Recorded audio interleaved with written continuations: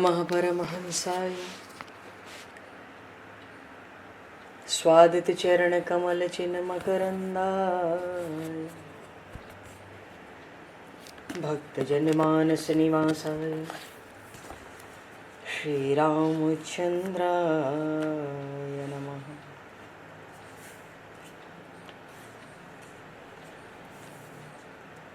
वंदे विदेहतनया पदपुंडरीकम् केशौरसौरभसमाहत योगिचेत्तम् हन्तुं प्रतापमनिशं मुनिहंससेव्यं सन्मानशालिपरिपीत परागपुञ्जम्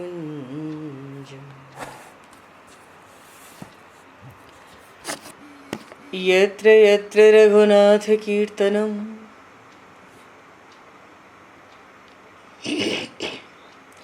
तत्र तत्र कृतमस्तकाञ्जलिं बाष्पवारि परिपूर्णलोचनं मारुतं नमत राक्षसान्तकम् कुन्द इंदुसमदेह उमारमण करुणायन जाहि दीन परनेह करहु कृपा मर्दन मयन।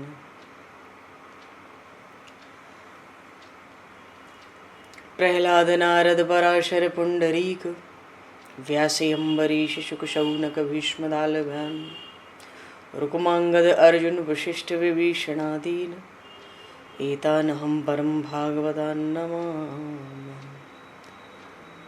श्री सीतानाथ समारंभां श्री रामानन्दार्य मध्यमाम् अस्मदाचार्य पर्यन्तां वन्दे गुरु परम्पराम्।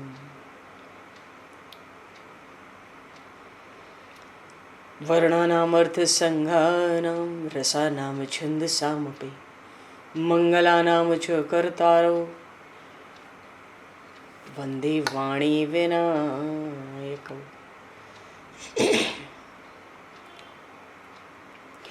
नान्यास्पृहा रघुपते हृदये स्मदीये सत्यं वदामि च भवान् अखिलान्तरात्मा भक्तिं प्रयक्ष रघुपुङ्गवनर्वरां मे कामादिदोषरहितं कुरु मानसं च।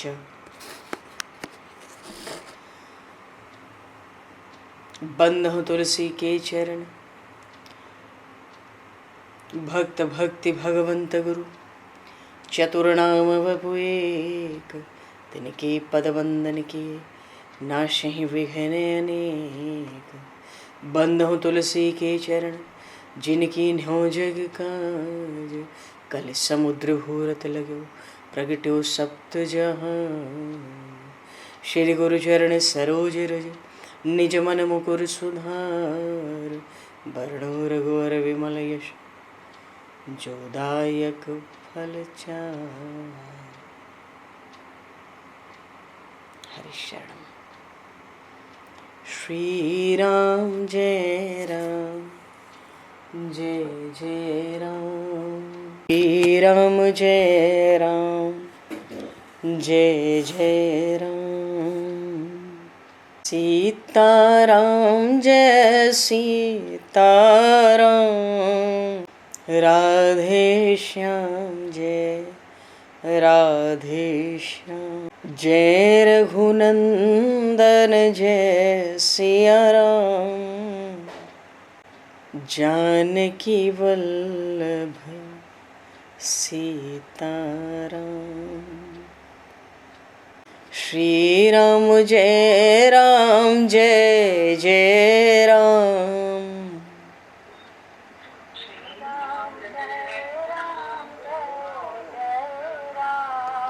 श्री राम जय जय राम।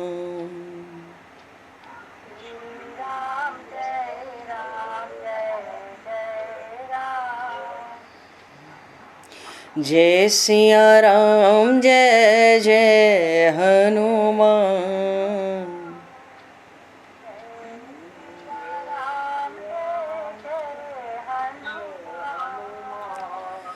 श्री गुरु रामानंद भगवान।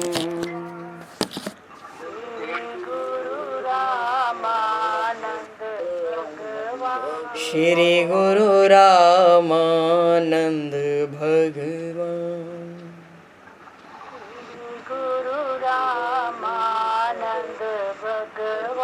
श्री राम जय जय राम।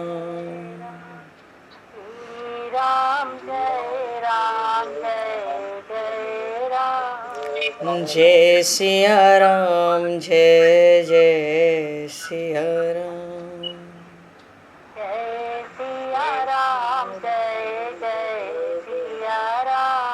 जय सिया राम जय जय सिया राम।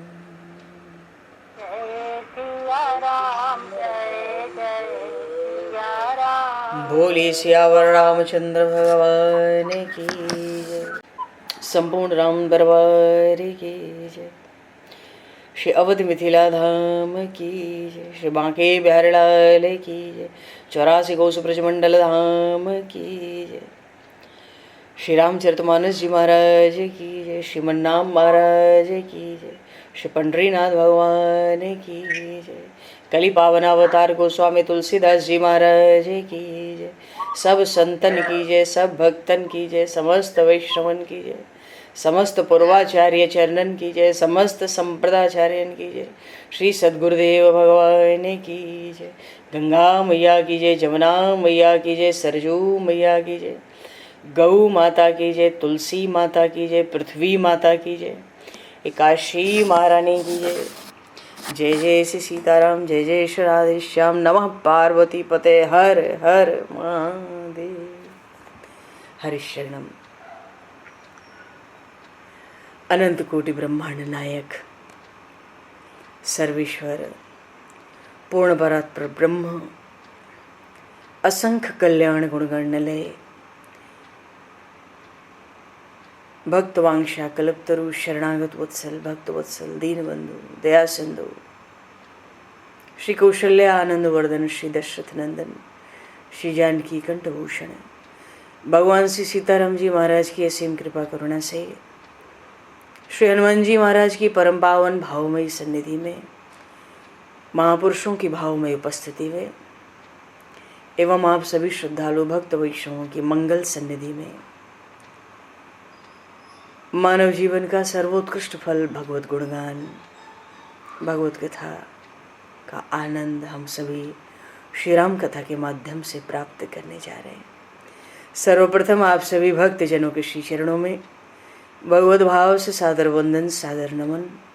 आप सभी को यथा योग्य जय सिया राम, जय जय श्री राधे हरि श्याम, जय श्री राम।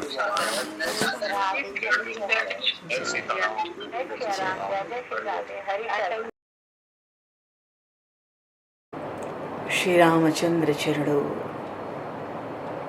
मनसा स्मरामि। श्री रामचंद्र चरणों वचसा गृह्णामि। श्री रामचंद्र चरणों शिरसा नमामि। श्री रामचंद्र चरणों शरणं प्रपद्ये।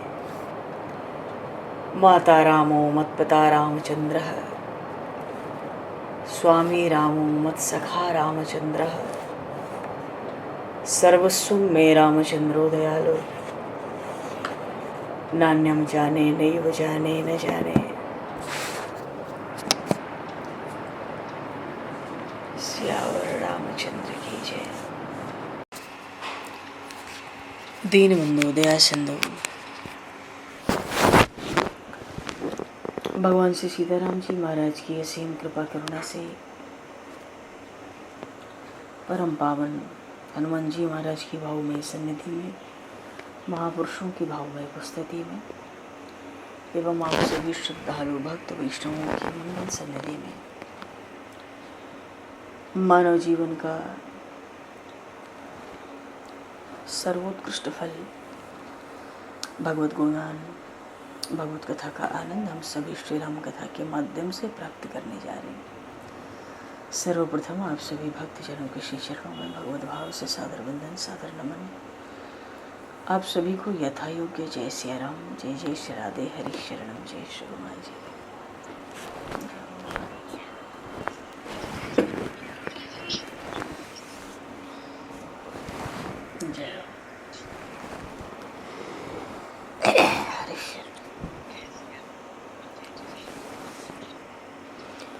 श्री रामचंद्र चरणों मनसा स्मरामि, श्री रामचंद्र चरणों वत्सा गृणामि,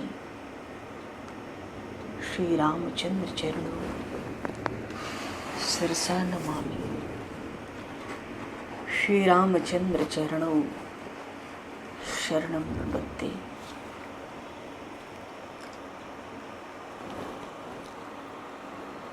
माता रामो मत्पिता रामचन्द्रः, स्वामी रामो मत्सखा रामचन्द्रः, सर्वस्वं मे रामचन्द्रो दयालुर्,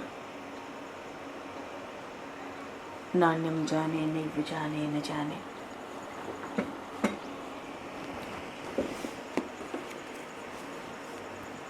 पूर्व प्रसंग में महासती माता अनसुईया ने श्री जानकी जी को पतिव्रत धर्म का उपदेश दिया और ये भी कहा, सुन सीता तब नाम, सुमिर नारी पतिव्रत करहि, तो ही प्राण प्रिय राम, कहियूं कथा संसार हित। हे सीता, मैंने इस पातिव्रत धर्म का उपदेश तुम्हारे ब्याज से, तुम्हारे निमित्त, तुम्हारे बहाने से इस सृष्टि की समस्त नारियों को, स्त्रियों को दिया। तुमको तो श्री राम प्राणों से अधिक प्यारे हैं और तुम्हारे चरणों का स्मरण करके तो संसार की स्त्रियां अपने पति में निष्ठावान बनती हैं। जिन पर तुम्हारी दया कृपा करुणा हो जाए, उनको अपने पति परम पिता परमात्मा के रूप में प्रत्यक्ष दृष्टिगत होने लगते हैं। तुम्हारे हे सीता, तुम्हारा स्मरण करके संसार की नारियां, स्त्रियां पातिव्रत धर्म के पालन की शक्ति पाती रहेंगी। ये तो मैंने तुम्हारे ब्याज से, तुम्हारे बहाने से संसार को पातिव्रत धर्म का उपदेश दिया है। तो ही प्राण प्रिय राम, कहूं कथा संसार हित। श्री जानकी जी सुनकर बड़ी प्रसन्न हुई। पातिव्रत धर्म का उपदेश सुनी जानकी परम सुख पावा, सादर तासु चरण सरनावा।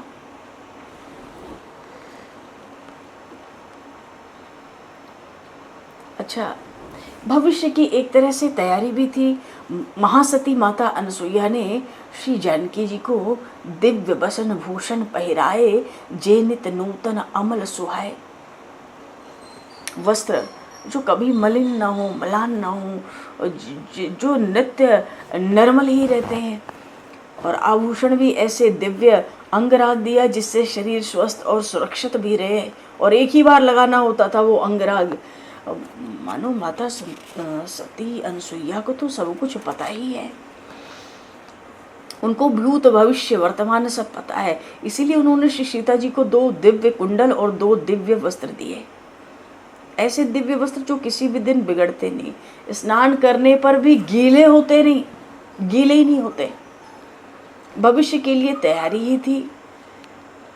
अच्छा, पीछे जब श्री सीता जी लंका में अशोक वन में थी, तब ये वस्त्र इनको बहुत उपयोगी भी सिद्ध हुए। दिव्य वस्त्र और अंगराग, अंगराग से शरीर स्वस्थ और सुरक्षित रहता था।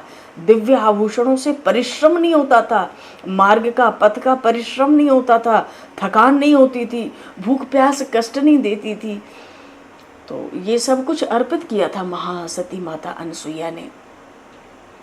माता अनसुईया, जिनका आशीर्वाद 3 लोक 14 भुवन में सभी के लिए परम अभिष्ट है, वो भगवती पार्वती हो या महालक्ष्मी हो या सावित्री हो, कोई भी हो, सब उनके आशीर्वाद को चाहते हैं। महासती माता अनसुईया ने श्री सीता जी को अनेक आशीर्वाद दिए। पातिव्रत्यम पुरस्कृत्य राम मन वे ही जानकी, कुशलीम राघवो यातु त्वया सह पुनर्गृहम। हे जानकी सुनो, तुम पातिव्रत का पालन करती हुई सदा राम जी की छाया बनकर रहना। रघुनाथ जी तुम्हारे साथ कुशल क्षेम से कुशल पूर्वक घर वापस आएंगे, वापस पधारेंगे, ऐसा मेरे अंतर का आशीर्वाद है। उधर भगवान श्री राम ने रात्रि विश्राम किया। प्रभु श्री राम ने महर्षि अत्रि के आश्रम में उनके आग्रह को अस्वीकार नहीं किया। रात्रि विश्राम महर्षि अत्रि के आश्रम पर ही किया उस दिन। और जब विश्राम किया तो सुबह जब हुई तो प्रभु श्री राम ने तब मुनिसन कह कृपा निधाना, आयस हुई जाऊं बन आना। भगवान श्री राम ने महर्षि अत्रि से कहा कि देखो भगवान तो स्वयं कृपा के सिंधु हैं। पर महर्षि अत्रि से कहते हैं अगर आज्ञा हो तो आगे मैं किसी और वन में जाके अब आसन लगाऊं। और क्या शील है भगवान का, जब जिस ऋषि मुनि से मिलते हैं। इतना ही नहीं, महाराज जनक हो या विवाह के प्रसंग में माता सुनैना हो, भगवान की वाणी जब जब आती है। देखो यहाँ भगवान महर्षि अत्रि से कहते हैं संतत मो पर कृपा करे हूँ, सेवक जानी तजे हो जनी ने, धर्म धुरंधर प्रभु के बानी, सुनि सप्रेम बोले मुनि ज्ञानी, जासु कृपाज शिव सनु कादी, चहत सकल पर मारथ वादी, ते तुम राम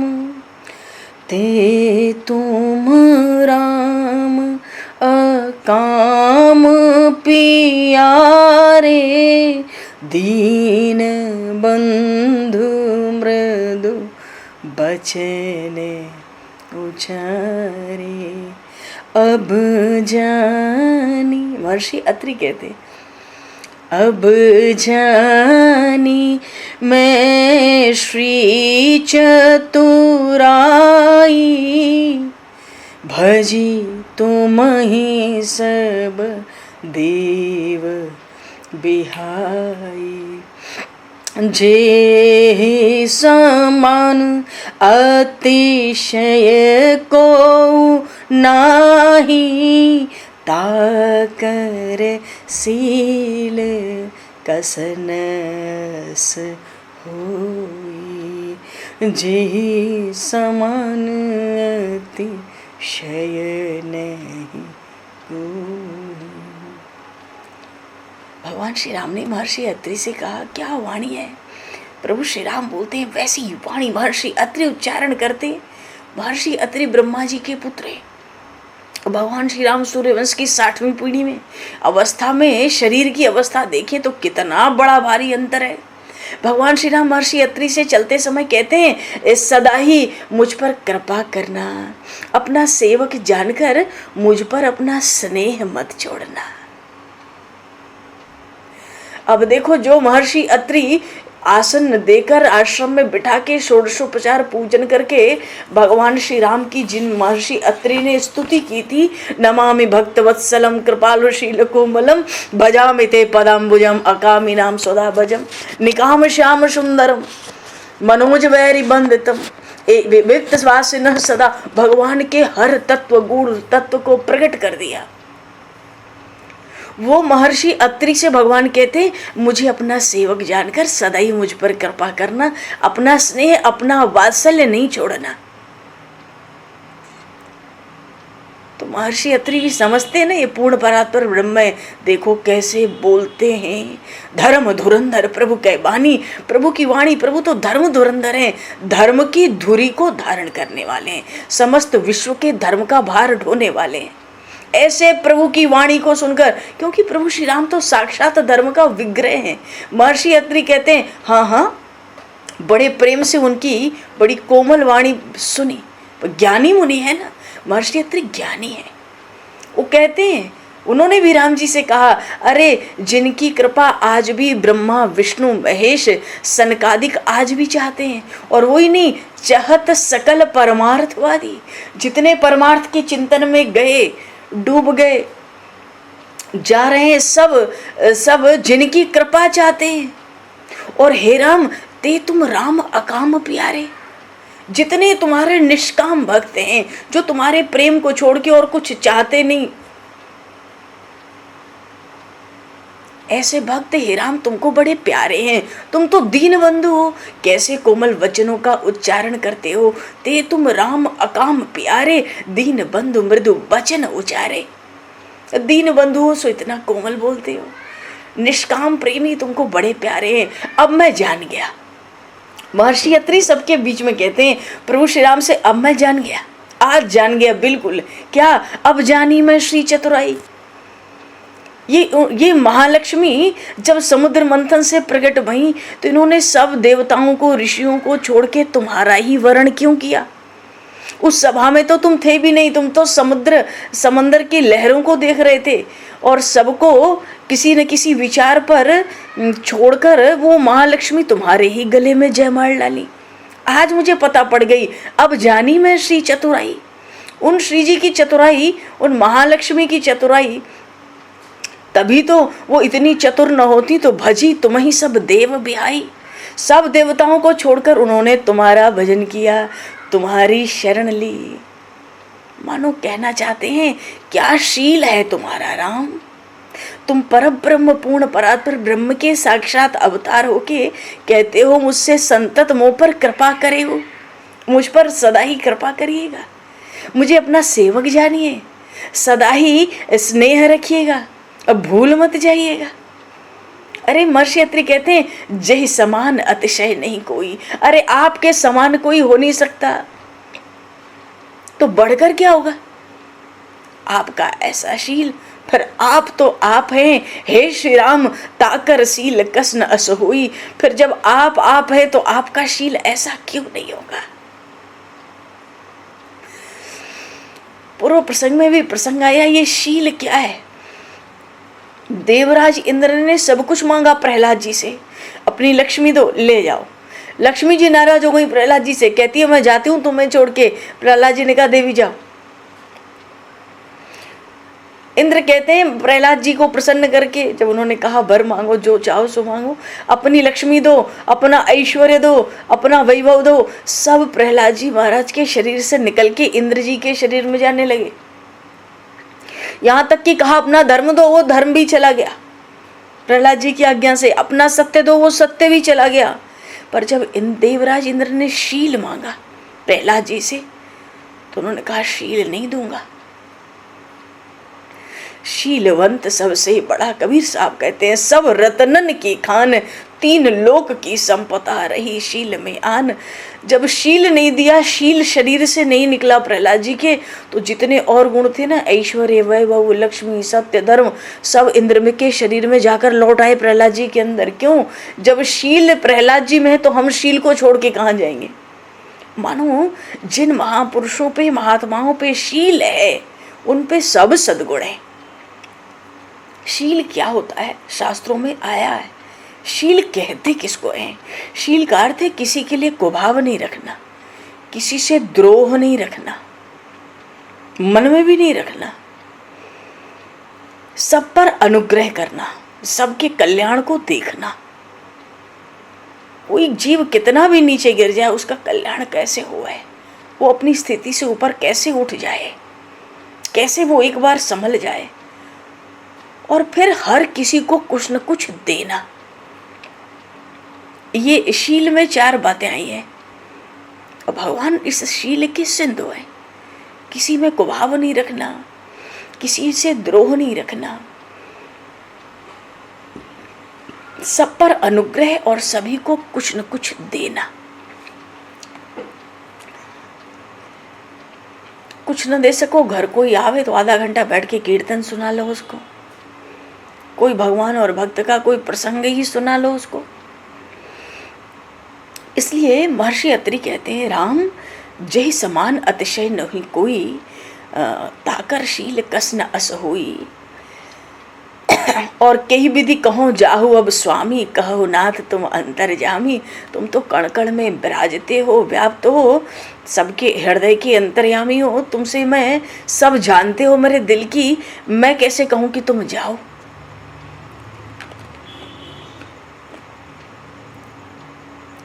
इतना कहते कहते महर्षि अत्रि प्रभु का दर्शन करते करते बड़ा धैर्य धारण करते हैं और उनके नेत्रों से जल का प्रवाह चलता है, शरीर में पुलकावली छा जाती है।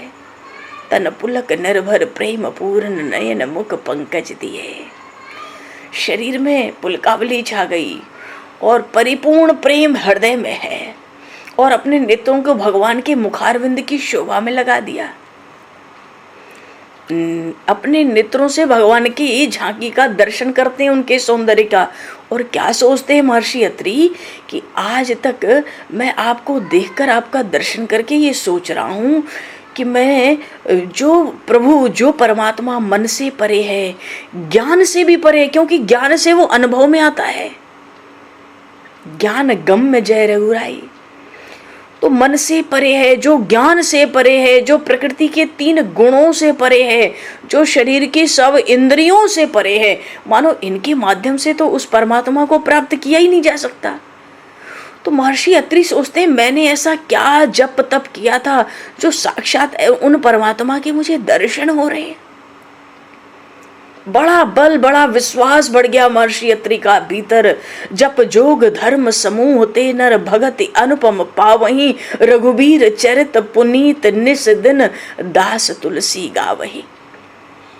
महर्षि अत्रि कहते हैं, आज मैं समझ गया, बहुत दीर्घ काल तक जप योग धर्म तरह तरह के साधनों का अनुष्ठान भगवान की भक्ति के साथ किया जाए तो निश्चित ही भगवत प्रेम जो अनुपम है, अनुपमेय है, वो जीव को प्राप्त हो जाता है। भगवान श्री राम का चरित्र गोस्वामी जी कहते हैं इतना पवित्र चरित्र है कि दिन रात गोसाई जी कहते हैं, मैं तो दिन रात प्रभु के चरित्र को गाता हूँ, क्योंकि भगवान का चरित्र कलिमल समन दमन मन, कलयुग के सब पापों का तो नाश करता है, हमारे मन का भी शमन करता है, नियंत्रण करता है, मन को स्थिर करता है।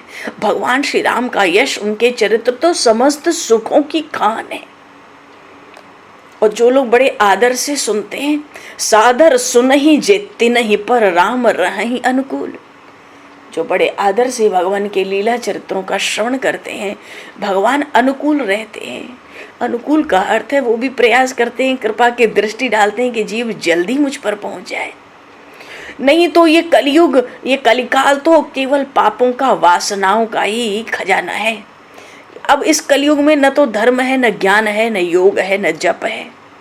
इसलिए गोस्वामी जी का भाव है, परिहरि सकल भरोस राम ही भजहि ते चतुर नर।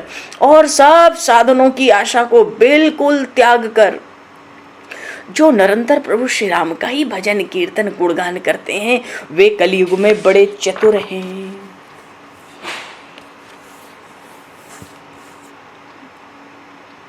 भगवान श्री राम महर्षि अत्रि से कहते, महाराज कुछ रास्ता बताओ।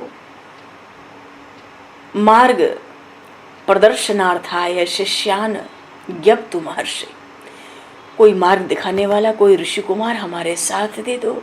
महर्षि अत्रि हंसकर जवाब देते हैं, जगत का मार्गदर्शन तो आप करते हैं, सर्वस्य मार्गदृष्टा त्वम तब को मार्गदर्शकः।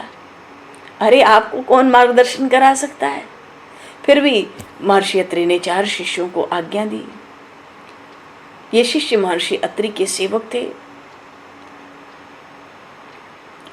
श्री रघुनाथ जी को रास्ता बताने के लिए साथ में चले। आगे राम अनुज पुनि पाछे, मुनिवर वेश बने अति कांछे। भगवान श्री राम लक्ष्मण जानकी वन के मार्ग, ये वन का मार्ग बहुत ही कठिन है। ये आगे का जो विराध का मार्ग आ रहा है ना, ये राक्षस था विराध बड़ा भारी। अच्छा, अब चली हैं श्री जानकी जी, तो अब तो पूरे वस्त्र और श्रृंगार में है। महर्षि अत्रि के आश्रम में तो जानकी जी वलकल पहन के आई थी, वहां वस्त्र आभूषण अंगराग सब मिला।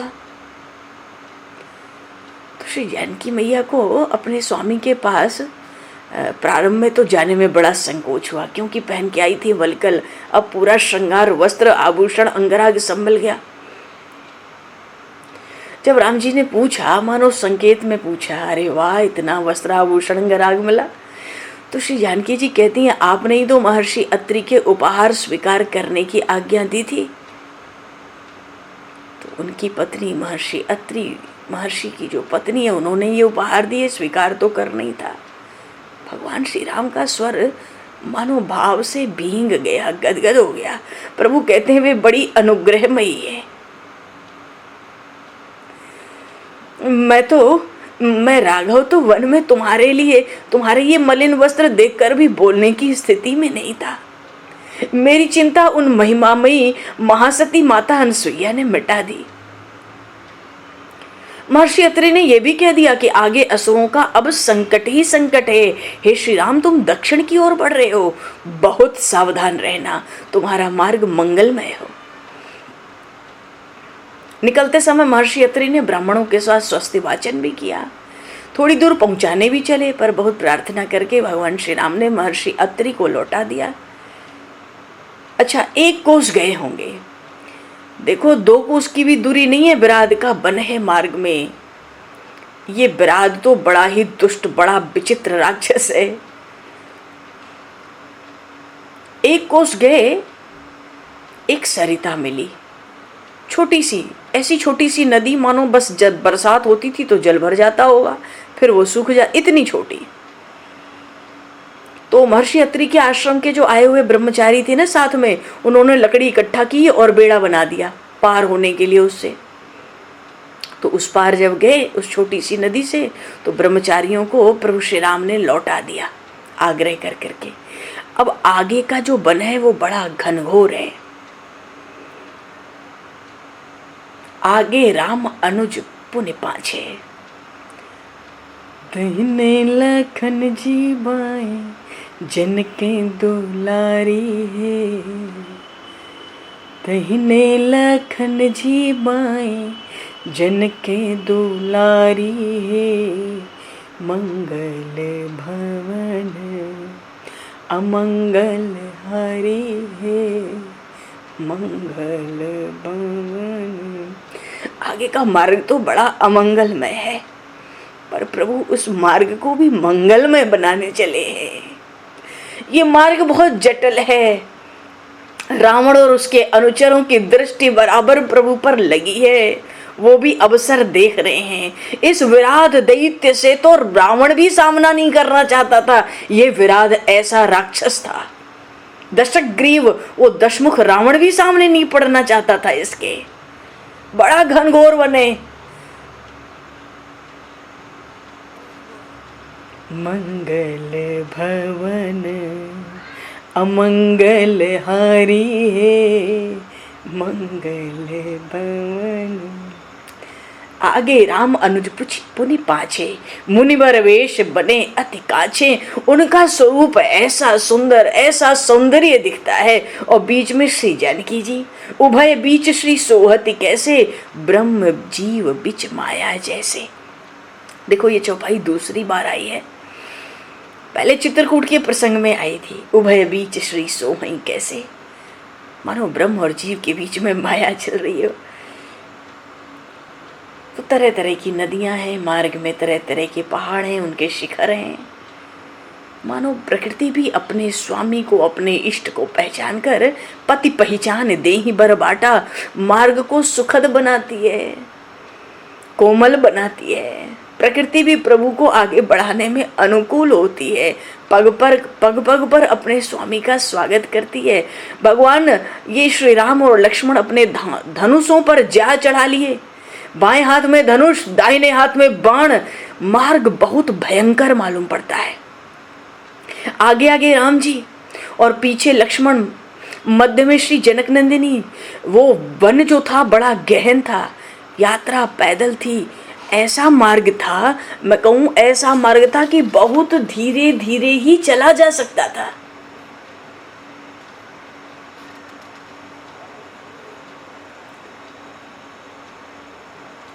महर्षि अत्रि के आश्रम। अच्छा, गोस्वामी जी श्री रामचरितमानस में कहते हैं, जहां जहां जाहि देह रघु, जहां जहां जाहि देव रघुराया, करहि मेघ तह तह नभ छाया, मिला असुर बिराध मग जाता, आवत ही रघुवीर निपाता। जहां जहां प्रभु श्री राम जाते हैं, गोस्वामी जी ने तो एक चौपाई में विराध, उस दैत्य विराध का काम तमाम कर दिया।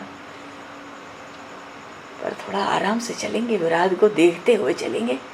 पर जहां जहां जाहि देव रघुराया, करही मेघ तह तह न बछाया। प्रकृति भगवान का स्वागत करने में लगी है, तरह तरह से अभिनंदन करती है अपने इष्ट को, अपने स्वामी को पहचान कर।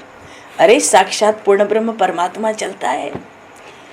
अच्छा, महर्षि अत्रि के आश्रम से कुछ लोग आगे चलते ही वैदिक मंत्रों की ध्वनि सुनाई देने लगी। थोड़ा सा आगे प्रभु बढ़े तो ऐसा लगा कि अरे वैदिक मंत्रों की ध्वनि आ रही है। इतना हवन का धुआं उठ रहा है कि वृक्षों के पत्ते भी हवन के धुएं से धूसर हो गए हैं।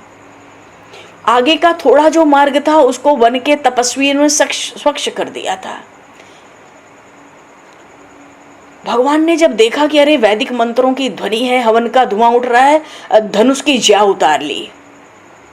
लक्ष्मण जी ने भी भाई अनुकरण ही किया। अचानक तपस्वियों का समूह मार्ग में आया, स्वागत करने को उपस्थित हुआ एक साथ। उन सभी को भगवान श्री राम ने अपने भाई श्री लक्ष्मण जी के साथ प्रणाम किया। वे सब स्वस्ति वाचन पाठ कर रहे थे। बात यह है कि कह नहीं पाते, सब अतिशय व्याकुल हैं। प्रभु को कौन रोके इनको, ये रुकेंगे नहीं, ये विराध वन की ओर जा रहे हैं। अरे जिससे रावण भी भय खाता था, उस विराध वन में ये आगे बढ़ते हैं। सबके हृदय भीतर से बड़े व्याकुल हैं।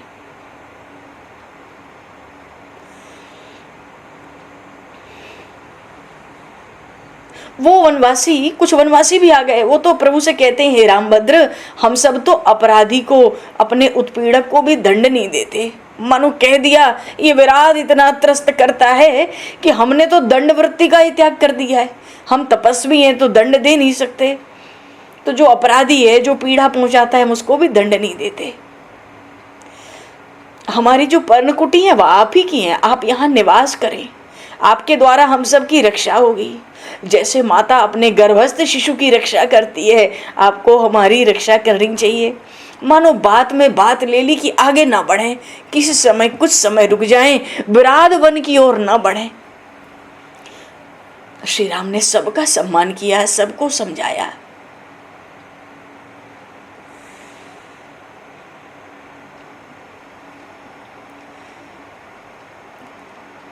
पर वो बेड़े पर बैठ गए जो महर्षि अत्रि के शिष्यों ने बनाई थे ना, लकड़ी का बेड़ा नदी पार करने के लिए। उस पे भगवान श्री सीता राम लक्ष्मण जी के साथ बैठ गए। मन कह दिया हम तो आगे बढ़ेंगे, आगे बढ़कर आपकी रक्षा करेंगे। प्रभु के मन में था चलो इसको भी देख लेते हैं, इसका भी नंबर आ गया है। पर वो विराध बहुत अद्वितीय पराक्रम का था, अद्वितीय।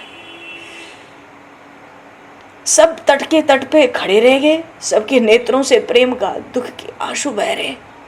प्रभु नहीं रुके। इतना भय था उस विराध का कि जब भगवान ने वो छोटी सी नदी पार की ना, पशु पक्षियों ने भी उस नदी को पार नहीं किया ऊपर से। इतना भय था पशु पक्षियों में भी। सब खड़े रहे, तब तक खड़े रहे जब तक श्री राम वन में जाकर अदृश्य नहीं हो गए। सब निराश, रुदन करते, सिर झुकाए लौटे। उस समय पशु पक्षी तक वन के जो पशु पक्षी थे वो भी क्रंदन कर रहे थे। और जैसे ही उस छोटी सी नदी को प्रभु ने पार किया, लक्ष्मण जी को लगा, श्री जानकी जी को लगा, अरे नदी पार करते ही ऐसा लगता है जैसे सर्वथा कोई अपरिचित प्रदेश आ गया हो, वन ऐसा भयानक निस्तब्ध। श्री जानकी जी कहती हैं, स्वामी यहाँ पशु पक्षी भी दिखते नहीं है, अंदर भय होता है। अरे उन पराशक्ति को क्या भय होगा, पर मानव लीला अवतार लिया है तो अवतार के अनुरूप तो चरित्र करना होता है। उसका रूप, उस वन का स्वरूप कैसे प्रकट होगा अगर उसके प्रति भाव प्रकट न हो। श्री जानकी जी कहते हैं, स्वामी यहाँ तो पशु पक्षी भी नहीं दिखते। लक्ष्मण जी कहते हैं, यहाँ तो दारुण शून्यता है, भयंकर सघनता है। जानकी जी ने तो सोचा भी नहीं था कि ऐसा भी कोई प्रदेश, कोई वन होता है जो प्राणियों से रहित हो। कीड़े मकोड़े भी नहीं है पृथ्वी में, आकाश में पक्षी नहीं है, वन में पशु नहीं है। क्या ऐसा भी कोई प्रदेश होता है जो प्राणियों से रहित हो? भगवान श्री राम धनुष चढ़ाए आगे चल रहे थे, पीछे लक्ष्मण जी उसी प्रकार धनुष चढ़ाए हैं, हाथ में बाण लेके सतर्क हैं। तो ऐसा एक भय प्रकट हुआ। 2 कदम चलते ही, ओ नदी पार करते ही, 2 कदम चलते ही ऐसा भय प्रकट हुआ। पर वो भय क्या था पता नहीं पड़ी। अज्ञान का भय था। मालूम ही नहीं है भय किसका है, मानो शरीर को सहरा रहा था ऐसा भय। तो 1.5 योजन का मतलब हुआ लगभग 5 किलोमीटर, 6 किलोमीटर। ऐसे दुर्गम पथ में चलने पर एक निर्मल जल का स्रोत दिखा, जैसे कोई तालाब पोखरा हो, कोई जलाशय। अच्छा, इस बात पर ध्यान नहीं दिया कि इतना सुंदर सरोवर है पर कोई पशु पक्षी फिर भी नहीं है। अरे जहाँ जल होता है पशु पक्षी तो सहज ही पहुँच जाते हैं। अब मार्ग में चले तो परिश्रम हुआ, तो प्यास तो लगी थी, तो उस सरोवर में जाके हाथ पैर धोए, मुख धोया, जल पी लिए, थोड़ा विश्राम कर लिया। विश्राम क्या कर लिया, विश्राम करने प्रभु बैठे ही थे। दहिने लखन जी भाई जिनके दुलारी है, मंगल भवन अमंगल हारी है, मंगल भवन अमंगल हारी है, मंगल भवन। ये मंगल के भगवान भगवान श्री राम विराट वन में आकर बैठ गए। इस समस्त मंगलों की खान है, साथ में श्री जानकी और लक्ष्मण भी है। तनिक विश्राम करने के लिए बैठे ही थे, हाथ पैर मुंह धो के, थोड़ा जल पी के कि थोड़ा विश्राम किया जाए। और अभी बैठे थे कि लगा दिशाएं भयंकर गर्जन ध्वनि से फटी जा रही हैं। 10 दिशाएं, 4 नहीं 10, 10 दिशाओं में भयंकर गर्जना हो रही है। ऐसी भयंकर गर्जना मानो ये 10 दिशाएं फट जाएंगी। और एकदम सतर्क होकर श्री राम लक्ष्मण धनुष बाण लेके उठ गए। कुछ तो है इस वन में। और जैसे ही उठे, एक भयंकर अंधड़ सा आया वन में। भयंकर अंधड़, ऐसा मानो वन को ही उड़ा देगा, यहाँ कोई पेड़ पहाड़ ही नहीं बचेगा, ऐसा अंधड़। प्रभु श्री राम आ गए। लक्ष्मण जी को आवाज दी थी, तुरंत जानकी पर निरंतर सतत दृष्टि रखना। अंधड़ बहुत भयंकर है, बड़ा अंधेरा फैल रहा है। क्योंकि लक्ष्मण जी पीछे थे और जानकी जी लक्ष्मण जी के आगे हैं, इसलिए आगे से कहा सतत दृष्टि जानकी पर रखना। और जैसे ही प्रभु ने कहा, सामने बिल्कुल मानो कोयले का पहाड़ आ गया हो। ऐसा भयंकर राक्षस वो विराट प्रकट हुआ। उसके कटी में, कमर में हाथी का चमड़ा वलकल की तरह लिपटा हुआ था और उसके बाल लाल लाल खड़े बाल, बड़ा विकराल मुख था उस विराट का। जरा देखो इस विराट की भी झांकी देखो, बड़ा भयंकर विकराल मुख, बिल्कुल काला पहाड़ की तरह, गज चर्म लपेटा हुआ, लाल लाल केश एकदम खड़े हैं ऊपर की ओर, और शरीर पर उसके खून की धाराएं, रक्त की धारा रेखाएं हैं। बड़ा भयानक विभत्स वो आकृति, और आकृति भी कितनी विशाल, पहाड़ की तरह काला पहाड़, मानो कोई बड़ा भारी पर्वत दौड़ता चिल्लाता आ रहा हो, ऐसे विराट आता हुआ दिखा।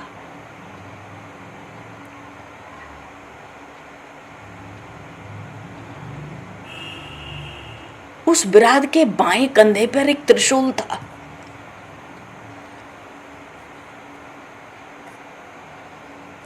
उसका वो जो त्रिशूल था वो इतना विशाल था, मानो कितने ताल के पेड़ों से बढ़कर हो वो केवल एक त्रिशूल। त्रिशूल में तो 3 नोक निकली रहती है ना, एक बीच में और अगल बगल। तो उन त्रिशूल के बाएं कंधे के उस त्रिशूल की नोक में क्या था? एक नोक में तो 3 शेर थे, 3 शेरों का शिकार करके उसमें धंसा के रखा था, उनके रक्त बह रहे थे। और एक नोक में 4 बाघ थे, एक नोक में 10 भेड़िए थे, और इन सबके ऊपर 8 बैल थे। सबको मानो त्रिशूल में पिरो दिया था, उसने धंसा दिया था सबके अंदर, एक को शिकार करके उसमें डाल दिया था। वो मरे नहीं थे, वो ऐसे भयंकर पशु जो बड़े हिंसक शेर, बाघ और भेड़िए और 8 बैल, ये ऐसे लग रहे थे मानो उसके त्रिशूल में मेढक की तरह पड़े हों, किलमिला रहे थे, हिल रहे थे, अपने प्राणों की रक्षा चाहते थे। उन पशुओं के शरीर से रक्तों की धारा बह रही थी, वो विराट के शरीर पर से जाती थी। ऐसा ऐसा वो विराट दैत्य, पहाड़ की तरह काला, हाथी का चमड़ा लपेटा, लाल लाल केश, विकराल मुख, मानो अच्छा खासा महाविशाल पर्वत दौड़ता चिल्लाता प्रभु श्री राम की ओर आता हो। और कैसा त्रिशूल, त्रिशूल के भीतर 3 शेर, 4 बाघ और 10 भेड़िए, 8 वृषभ, सबको डाल के मेढक की तरह सब किलकिला रहे। पशुओं के शरीर का रक्त विराट के शरीर पर जब गिरता काले काले उसके भयंकर विकराल शरीर पे, तो उसका शरीर और भी विभत्स मालूम पड़ता। वो जितने पशु उसके त्रिशूल में धंसे थे ना, धंसा कर रखा था, वो सब पीड़ा से गरजते, चिल्लाते, तड़पते। कोई कोई तो अपशिंग है, कायर नहीं होता जल्दी, क्रोध से दांत पीसता, पंजे मार रहे थे। विराट को ऐसा लगता उसके शरीर को खुजला रहे हैं। ये रावण भी साहस नहीं करता था इस विराट का सामना करने का, पर बड़ा खुश रहता था कि दक्षिण में सबसे पहले आरंभ में ये विराट है, कोई अयोध्या से लंका की ओर, दक्षिण की ओर आगे बढ़ नहीं पाएगा। विराट को लगता है ये शेर, बाघ, भेड़िए मिलके उसको खुजला रहे। ऐसा अगर ये शेर, बाघ और भेड़िए कोई आघात करते ना उस विराट पर, उसकी चमड़ी पर एक खरोंच भी नहीं आती थी। उसने अपने त्रिशूल में इनको गूंथ लिया। अच्छा, उसी त्रिशूल में 2 वनवासी मनुष्यों के भी शव लटक रहे थे, उनको भी रख रखा था उसी त्रिशूल में, मानो तड़प तड़प के जब मर जाते होंगे तो खाता होगा कच्चा मांस।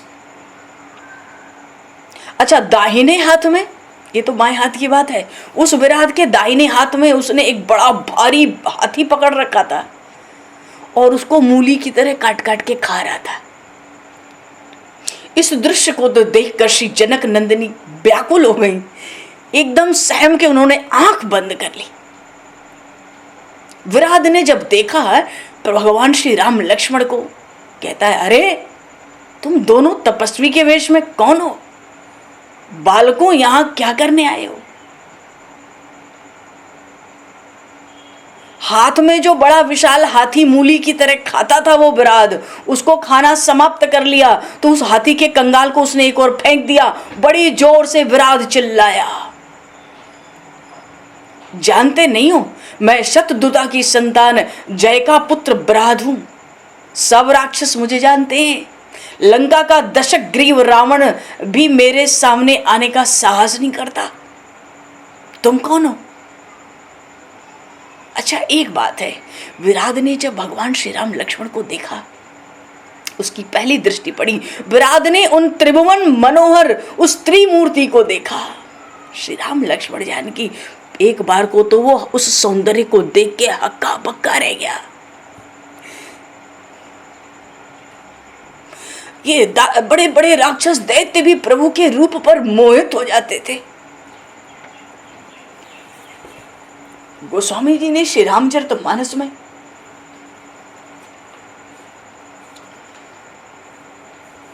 विराट के विषय में बस इतना एक चौपाई में कहा, मिला असुर विराट मग जाता, आवत ही रघुवीर निपाता।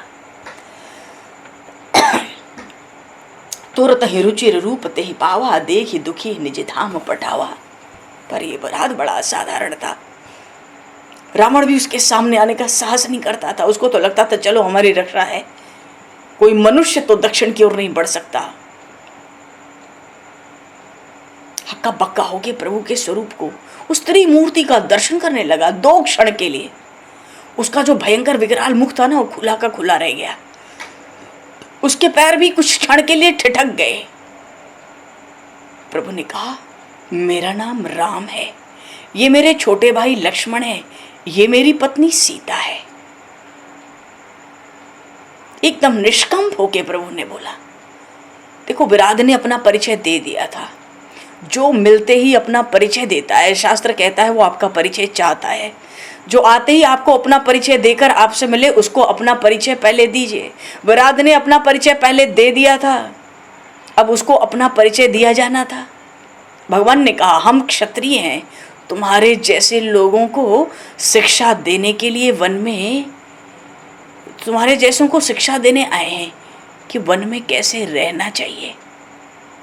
देखो कहाँ विराट और कहाँ प्रभु की बड़ी कोमल सी वाणी। उस वाणी में अभी वीर रस नहीं आया, क्योंकि प्रभु दंड देने तो किसी को आते ही नहीं है, कृपा करने आते हैं। लंका में जाके कह दिया सुग्रीव जी से, रावण से युद्ध करने नहीं आया हूँ। अच्छा होता वो आ जाता शरण में, जानकी को लौटा देता। प्रभु को युद्ध करने के लिए अवतार लेने की क्या आवश्यकता है। ये तो कृपा की मूर्ति है, करुणा की मूर्ति है, शील के सिंधु है। कहते हम क्षत्रिय हैं, तुम्हारे जैसों को शिक्षा देने आए हैं वन में कैसे रहना चाहिए।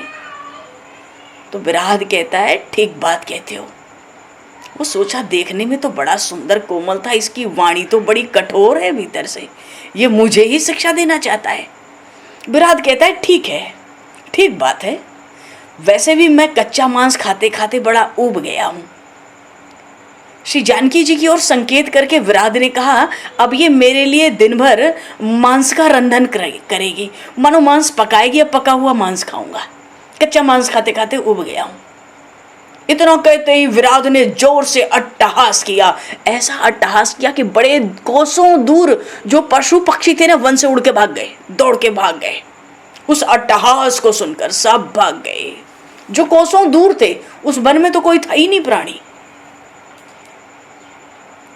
और इतना कहते ही उन भगवान श्री राम लक्ष्मण के बीच से उसने श्री जानकी जी को उठा लिया, जैसे कोई नन्हे से शिशु को हाथ में ले ले। अरे जो अतिशय करुणामयी, दयामयी, कृपामयी है, चींटी से लेके ब्रह्मा तक कोई भी जीव उनके पास आवे, सम्मुख आवे तो वो शिशु के रूप में आता है। इस विराट ने उठा लिया एक शिशु की तरह नन्हे से हाथ से, और दूर सीता जी को दूर पीछे जो भूमि थी ना, वहां डाल के पीछे फेंक दिया। चिल्लाया चिल्लाया, किस पर चिल्लाया? भगवान श्री राम लक्ष्मण पर। जीवित रहना चाहते हो तो धनुष फेंक कर भाग जाओ, मैं देखता हूं तुम कितनी दौड़ लगा सकते हो।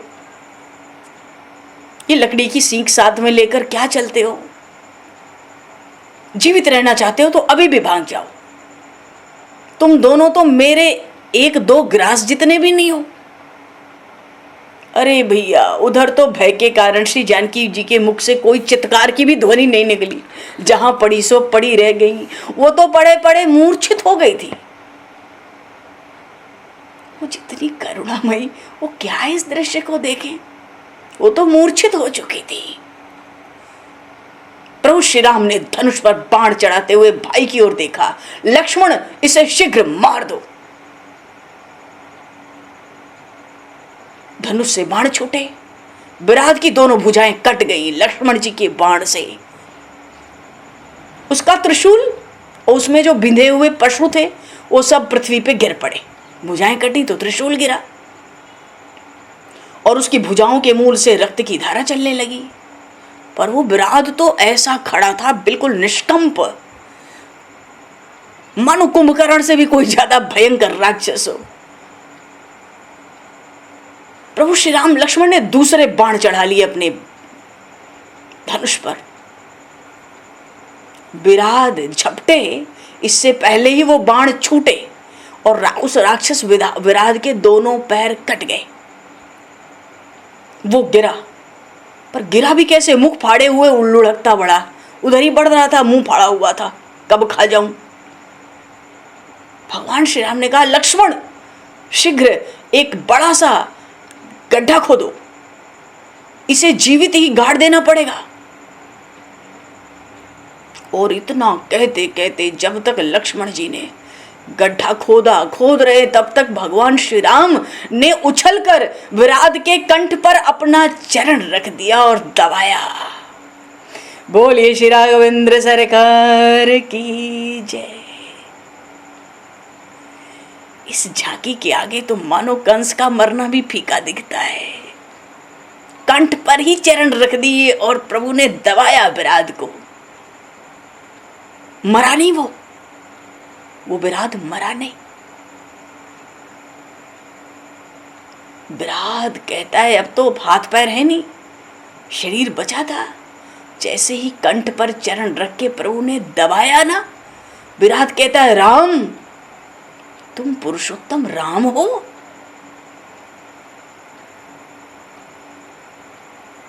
चरण से दबा हुआ है, ऊपर की ओर देखता है, देखकर कहता है प्रभु श्री राम से, तुम निश्चय मुझे मार दोगे। मेरे मरने की युक्ति तुम्हें ज्ञात हो चुकी है। तुम परमात्मा हो, दूसरा कोई इस युक्ति से मुझे मार नहीं सकता था। मुझे जीवित गाड़कर ही मारा जा सकता है। अस्त्र शस्त्र मुझे मार नहीं सकते। मैं तो बिना हाथ पैर के भी युगों तक जीवित रह सकता था। ऐसे भी 2 हाथ कट गए, 2 पैर, मैं युगों युगों तक जीवित रह सकता था, किंतु मुझे गाड़ कर मार दो राम।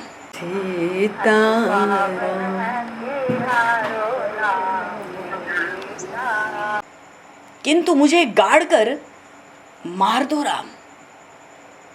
क्या करूं राम? एक ओर अत्रि और दूसरी ओर शरभंग बैठा है। मैं इन तपस्वियों की सीमा में जाने का साहस नहीं कर पाता।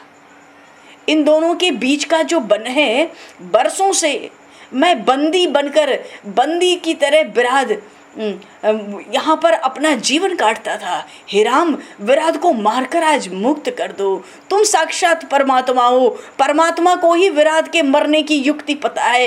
ये जीवित ही गाड़ा जाए तो ही मर सकता है, मर के इसको मार के कोई गाड़ना चाहे तो ये मरेगा नहीं, अस्त्र शस्त्र से मरेगा नहीं। हाथ पैर न हो तो भी मैं युगों तक जीवित रहता हूँ। राम, तुम्हारे चरण के स्पर्श का सुख, तुम्हारे चरण के स्पर्श का सुख, वो सुख तो आज मैंने जाना है कि कैसा होता है। राम, मेरे कंठ से अपने चरण ना हटाना। विराट भाव विभोर हो चुका है। लक्ष्मण जी भयंकर गड्ढा सुरंग जैसा खोद रहे हैं। प्रभु श्री राम ने उसको उठने नहीं दिया। बिना हाथ पैर के विराट को उसके कंठ पर चरण दबा कर रखा। विराट प्रभु की स्तुति करने लगा। लक्ष्मण ने बाण मारकर भूमि में गंभीर गर्त बना दिया था। दोनों भाइयों ने घसीटकर उस विराट को उसमें फेंक दिया और उसके जो छिन्न भिन्न हाथ पैर कटे हुए थे उसको भी उसी गड्ढे में डाल दिया। उसके ऊपर शिलाएं डाल दी, उसका त्रिशूल भी उसी में फेंक दिया। विराट कहता है, मैं विद्याधर हूं, दुर्वासा के हिसाब से राक्षस हो गया था। उसी गड्ढे से, जो एक बाण से पृथ्वी से गंभीर गर्त बनाया था लक्ष्मण जी महाराज ने, उसी गर्त से एक ज्योतिर्मय दिव्य देह पुरुष प्रकट हुआ और वो आकाश में चल के अदृश्य हो जाता। उससे पहले उसने श्री राम की स्तुति की, आज आपने मुझे शाप से मुक्त किया। यहाँ से सर्वंग आश्रम इसी मार्ग में है, आप आगे चले जाएं। वो दारुण राक्षस, चेतना लौटी श्री जनक नंदिनी की, मूर्छा छूटी, कहती है वो दारुण राक्षस। वो चौंक कर चारों ओर देखती हैं। उनके मस्तक को प्रभु श्री राम ने अपने अंक में ले लिया, अपनी गोद में ले लिया। वो इतनी भय से व्याकुल हो गई थी उस विराट को देखकर, भय से अब भी वो कांप रही थी। उन्होंने भय से प्रभु के अंक में ही अपने मुख को छिपा लिया। भगवान ने कहा हमने लक्ष्मण के द्वारा इस खोदे हुए गर्त में उसका शरीर जीते जी गाड़ दिया। श्री किशोरी जी को लगा जीते जी गाड़ दिया, मनो फिर से न निकल आवे।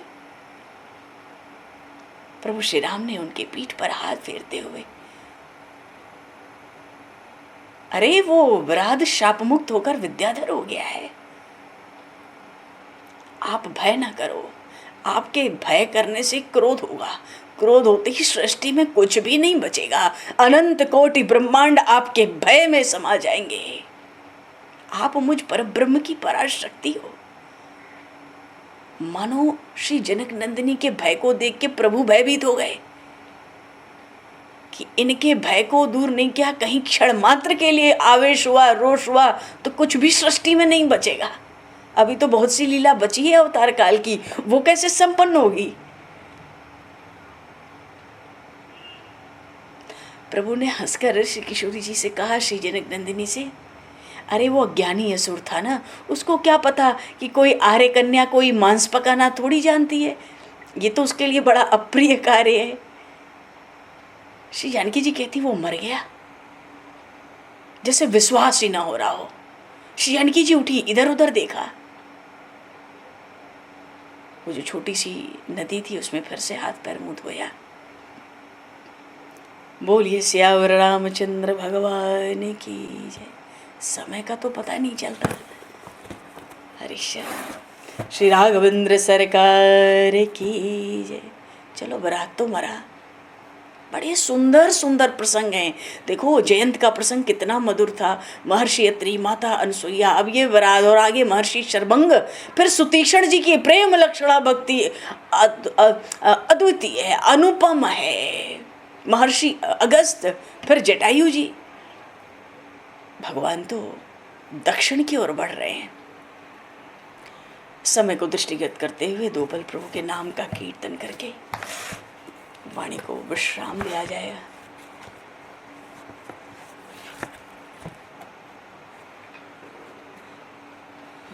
देखो राम जी के चरणों का स्पर्श विराध को हुआ कंठ में।